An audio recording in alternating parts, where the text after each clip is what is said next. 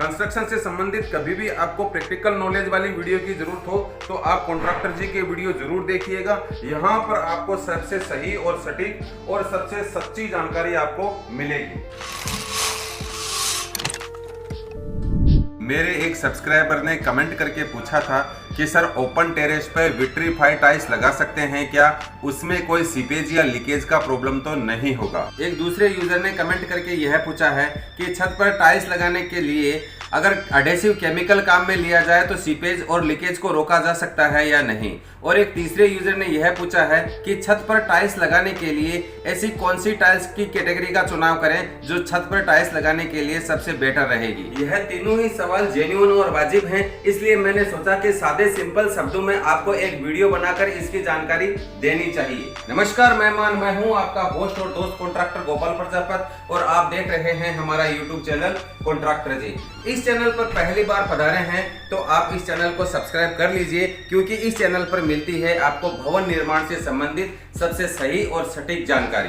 तो उनका पहला सवाल यह था कि विट्रीफाई टाइल्स को ओपन टेरेस पे लगवा सकते हैं क्या, कोई लीकेज या सीपेज तो नहीं होगा। इसका सीधा सा एक ही जवाब है कि हाँ, आप ओपन टेरेस पे विट्रीफाई टाइल्स लगवा सकते हैं। और बात रही लीकेज और सीपेज की, तो छत पर अगर आप टाइल्स लगाएंगे तो लीकेज तो जरूर होगा अगर आपने टाइल्स लगवाने से पहले वाटरप्रूफ नहीं करवाया है। आज तक किसी भी कंपनी ने ऐसी कोई टाइल्स नहीं बनाई है जिसको छत पर लगाया जा सके, लेकिन लोकेशन वाइज और परिस्थितियों को ध्यान में रखकर सही टाइल्स को सही प्रोसेस के साथ लगाया जाए तो लीकेज और सीपेज को रोका जा सकता है। विट्रीफाई टाइल्स की बजाय पोर्सोलिन अथवा सिरामिक टाइल्स लगाई जाए तो रिजल्ट ज़्यादा बेटर आएंगे। ग्लोसी या चमकदार टाइल्स लगाने की जगह मेट फिनिश या वुडन पैटर्न की टाइल्स लगाएंगे तो ज़्यादा बेहतर होगा। और छत पर अगर टाइल्स लगा रहे हो तो पेपर जॉइंट कभी मत लगाना, उसमें 2-4 mm की स्पेस देकर उसमें एपोक्सी ज़रूर भर लेना, नहीं तो 2-3 साल बाद ही प्रॉब्लम शुरू हो जाएंगी और सारी की सारी टाइल्स तोड़नी पड़ेगी।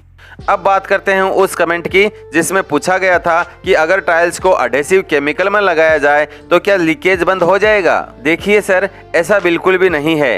एडेसिव का वाटरप्रूफ के साथ कोई लेना देना ही नहीं है। एडेसिव का काम है टाइल्स को पकड़ना, ना कि टाइल्स के नीचे से पानी जाने को रोकना। एडेसिव में लगाई गई टाइल्स भी खाली या पोली रह सकती है और जॉइंट खुले होने पर वहां से पानी लीकेज हो सकता है। इसलिए कोई मिस्त्री या ठेकेदार आपको यह कहता है कि एडेसिव में टाइल्स लगाने से आपका लीकेज प्रॉब्लम बंद हो जाएगा, तो इसका मतलब है उसको मालूम नहीं है, वह झूठ बोल रहा है या फिर उसके अंदर नॉलेज की कमी है।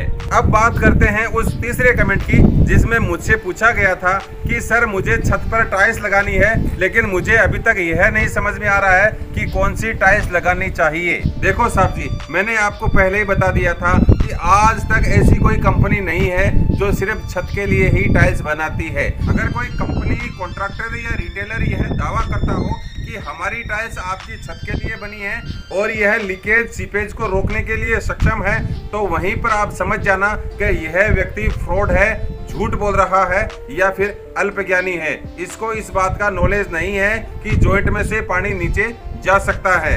अगर फिर भी आपने मन बना लिया है कि मुझे छत पर टाइल्स ही लगानी है तो मैं आपकी जरूर मदद करूंगा, क्योंकि आपने कॉन्ट्रैक्टर जी को फॉलो करके रखा है।